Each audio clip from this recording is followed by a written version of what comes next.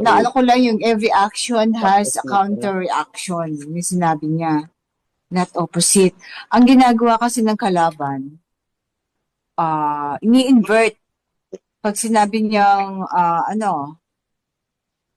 huwag kang magsusuot ng kasuotang pambabae kung ikaw ay lalaki. O ang lalaki, huwag kang magsusuot ng kasuotang pambabae.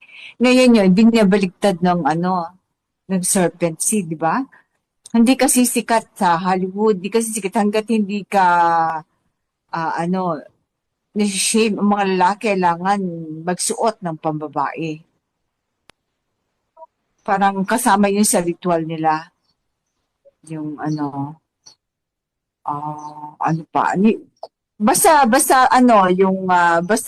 wag pagsahaluin ang ang lahi.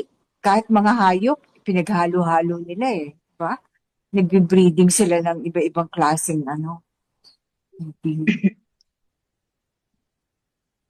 although may nakasulat pa nga dun sa CIA document na ang mga mag-asawa ng ibang lahi, diba? Mga kalalakihan nila. So, kinokorrupt talaga nila yung original na design, yung mga yung perfect harmony na kasama tayo sa mandate natin kung pinagpapatuloy natin ang nasimulan ng pinadalang mensahero. Kasi kasama yun sa mandate niya, ibabalik niya ang natural order of things, kasama tayo doon. Ipagpapatuloy natin yung kanyang mandato na nakasulat sa Malakay. Saka dun sa ni Abraham. He will, basta yun dun sa writings of Abraham, nakasulat doon. So, kailangan wag tayo bibili ng mga yung mga mixed breed or hindi natin alam pag tulad kain tayo ng tulad mo, sa iyo ko lang bro Mario naalala na hindi na tayo dapat kumain ng mga seedless kasi that is genetic corruption din nga pala yun. Yung mga huwag na tayo bibili ng seedless. Bili natin yung natural food. Kasi paano, Yung mga nakakahon, huwag na natin bibilin. Pero yung 45 days na manok, kung maaari nga native no? Although mas mahal, mas maliit.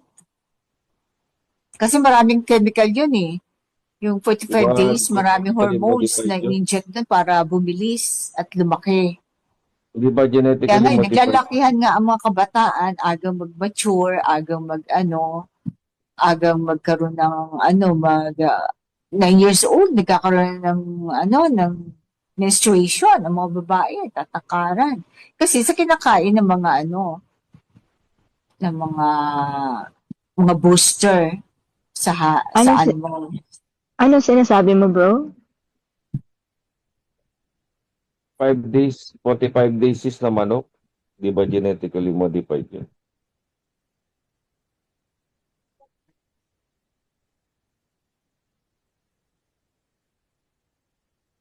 Magtanim. Tapa tayo ng mga yung mga punong nawawala na, yung mga duhat.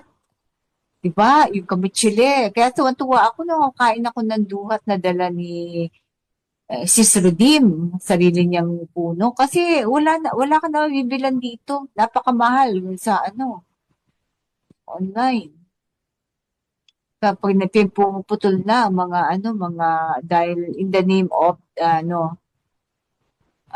development, industrialization, yan. Pinuputol ang mga puno.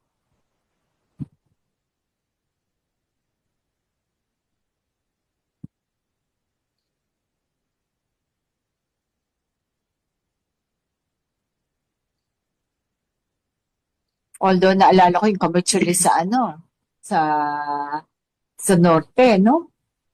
Doon sila nag-meeting. At saka ano ba yung mga